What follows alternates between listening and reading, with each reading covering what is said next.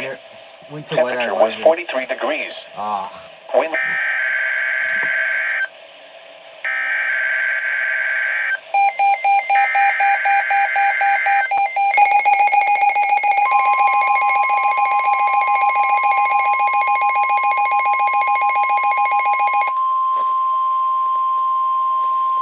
Winter storm warning in effect from 1 p.m. Sunday to 4 a.m. Monday.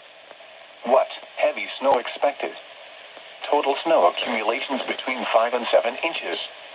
Where? Portions of southern Connecticut, northeast New Jersey, and southeast New York. When? From 1 p.m. Sunday to 4 a.m. Monday. Impacts, roads, and especially bridges and overpasses, will likely become slick and hazardous. Travel could be very difficult. If you must travel, keep an extra flashlight, food, and water in your vehicle in case of an emergency.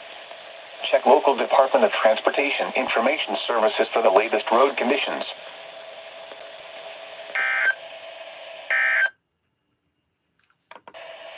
The coastal waters